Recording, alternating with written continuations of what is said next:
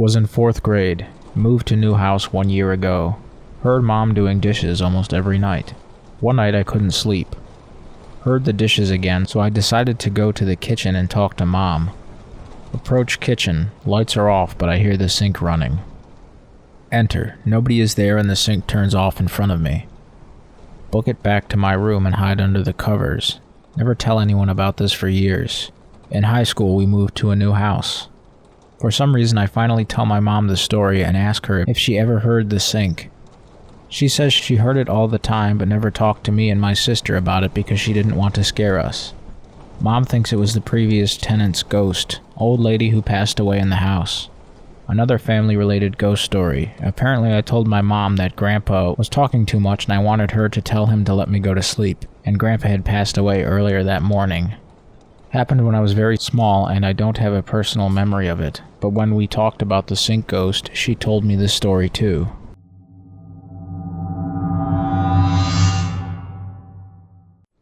Work in manufacturing. The too long didn't read is we dunk metal wire into a near-boiling curing agent via a crane, more or less. Had brief conversation about the Super Bowl with coworker who's been on this part of the line the past 2 years. He turns back and just stares into the vat. Hey, next block's coming up, Paul. He shoves his hand right into the vat. I'm paralyzed with shock. What seems like forever, but probably only a second or two. He looks over to me with a blank expression. He realizes what happened, I guess. Starts screaming in horror and pain as I pull him back. Calls to the void, not even once.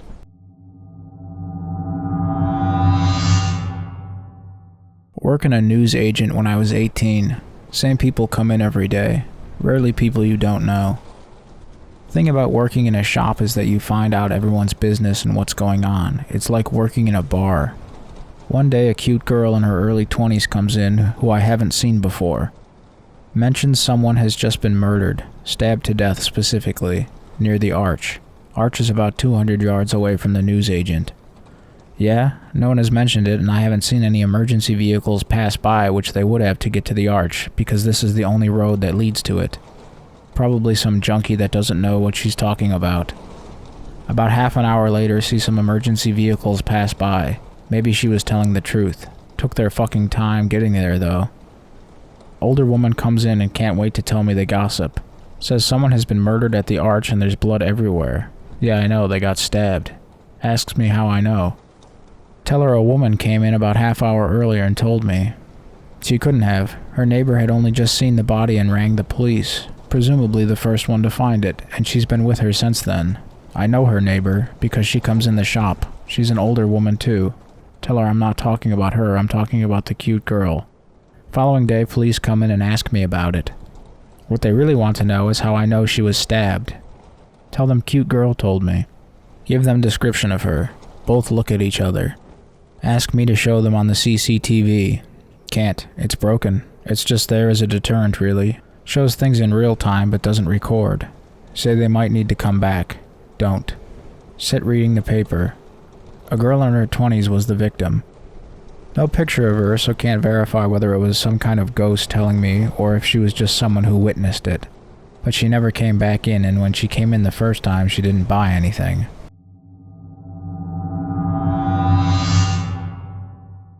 Be wagey cashier at a hunting supplies store. Old, probably late 40s, early 50s, man comes in every Friday. Always chats with me at the register. Actually like talking with him because he reminds me of my own Gramps. Also actually plays video. Learned this when he was talking about his grandson. One day after my shift ends, I'm sat on a bench outside the store smoking when he comes up to me. Sits next to me. We start chatting about life shit. Actually want to stay in touch with this guy, so we exchange phone numbers. Start hanging out every few weekends, just cracking a few beers back while he tells me hunting stories and shit. Blah blah, skip ahead a bit. Wake up in the middle of the night. 16 missed calls from him and he's calling me now. It's like 3 a.m. but I accept it. Groaning, gurgling, and something I can only describe as someone who doesn't know how to whistle trying to whistle on the other end. I assume he's just really drunk. Go to hang up before a voice that is absolutely not his whispers my name over the line. Shit bricks and freeze up. It keeps repeating my name before bursting out into a hyena-like giggle. Hang up and can't get back to sleep. Thank God it's Friday.mp3. Next day at my job, he doesn't come in. Day after that, he doesn't come in. Getting honestly a little concerned about him. Third day, he finally comes in. He's slow, lethargic, clearly hasn't slept since last I saw him in person. Hey kid. Never called me kid before. Ask him immediately if something's wrong. He nods quietly. Tell him I'll talk with him after my shift. Once I'm out, I sit by the front with him. Ask him what that phone call was about. What phone call? Ask him if he's shitting me. Just looks at me concerned. Whatever. Wav. Ask him why he looks so bad. Explains he got lost out in the woods and during the time lost his phone and most of his hunting gear. He pauses for a second and looks at me with a very intense look. Annan, what day is it? Tell him the date. He just laughs and looks away. I went on that hunting trip last night. I was out in those woods all day. You're shitting me. Nope.mp3. Tell him earnestly I'm not bullshitting him. Tell him he should see a doctor because something's not right. He sighs and agrees and walks off. End, really. This guy is still around. Doing fine, actually, but I don't see him at work as much because he stopped hunting and hiking altogether. I told him about the other voice on the phone later, but he had no clue what it could have been.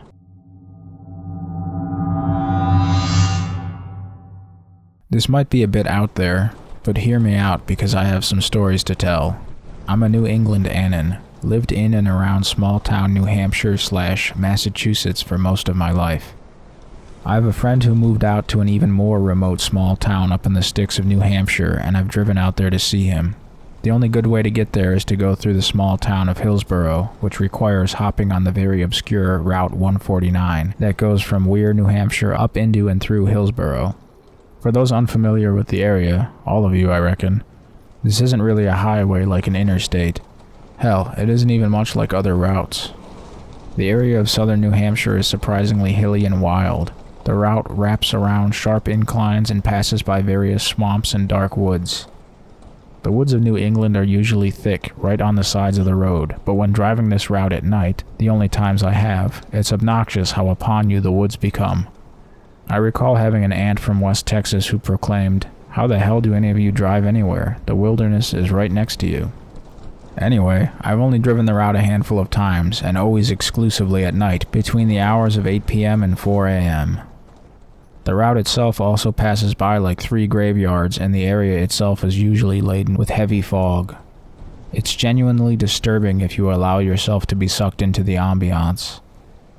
I drive a lot for my job, and for some reason this road has always filled me with dread and anxiety, and that was before anything weird has happened on it. I'll detail 2 of my experiences in green text form. I'll try and keep them brief. One of them happened literally the other night, and I've been meaning to make this thread because it's inspired me so much. I haven't encountered anything supremely paranormal, so this sticks out. I guess most of you probably can't relate, but if you have any other creepy highway or road stories, then post them up. First story. Be me, about a year ago. First time driving up to my buddy's house. Following Google Maps, about an hour and a half drive. It's about 7:30 p.m., freshly dark. Load up some music and start driving. First thing that surprises me is how secluded these roads are. This can't surely be the fastest way to my buddy's house. Follow the road as best I can, otherwise get there without incident. Have a good time with my friend's family and chat about the drive up. He agrees that it's definitely a trek. I blew a tire on the drive once. Was stuck out there for an hour waiting for AAA, right in the middle of the woods, next to a swamp. Pretty creepy, man. Tell him that I wasn't looking forward to the drive back, but that I'll manage. Don't drink or do drugs or anything due to the unpredictability of the road. When it's time to leave, about 2 a.m. or so, I decide to lean into my fear. I load up one of those creepy stories YouTube videos that's like 3 hours long. The drive isn't nearly 3 hours, so that should keep me awake. Get a coffee and chug it at a 24-hour convenience store and start the drive back down. The video works great. Random stories about skinwalkers and ghosts and spooky shit. I'm pretty tired too, so I keep swearing I'm seeing stuff in the corners of my headlights. Enjoying myself despite being creeped out. Keep driving. Get pretty into some stories. Other ones I tune out and think about other stuff. Pull over to take a piss in a woods. Nothing creepy happens. Eventually the video cuts out whilst I'm driving. Check my phone to see if I lost my internet connection. The video is over. It was at least 3 hours long, like 3 hours 19 minutes or something. Look at the time as it's after 5 in the morning. I have been driving for the entire duration of the video. Check the Google Maps and it says I'm still a half hour out from my destination. I lost like 2 hours of time that night, no explanation why. Second story, happened just the other night. Drive up to Buddy's house. This time I stay cognitive the entire time due to my previous experience with Route 149. It was a cooler night, really foggy too. Once again the drive up was uneventful, besides a weird amount of roadkill and passing cars with one headlight out. I've learned my lesson and during the drive down, around 11 p.m. this time, I stayed at pop country radio stations instead of spooky shit. Once I hit Route 149, I didn't see a single other car.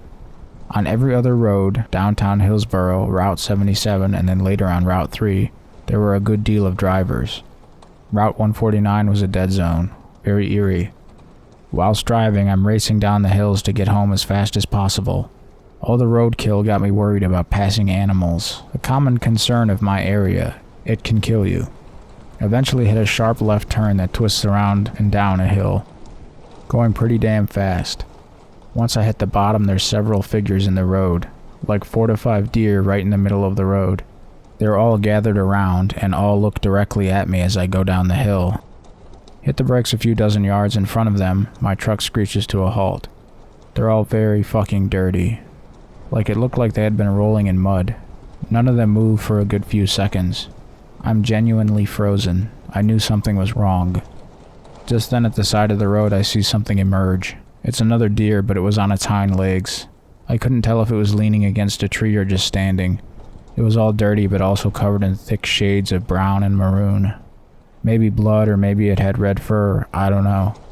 Its eyes weren't black, they were pure white, like cue balls, staring right at me from the tree line at the edge of my headlight's glow.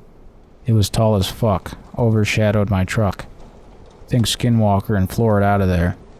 The deer disperse as I take off towards them. Drive home fast as fuck. Fuck Route 149. Bad vibes. I'll also point out the town of Hillsborough is generally a little off. It's not too distinct when you're there, but it seems to have a seedier underbelly. It doesn't seem too different from any other small New England town, but it actually is far more sinister. It has one of the highest crime rates per capita of any New Hampshire community. This is including the generally secluded and impoverished northern part of the state. For some reason, Hillsborough brings out the worst in its community. It's cursed, I swear.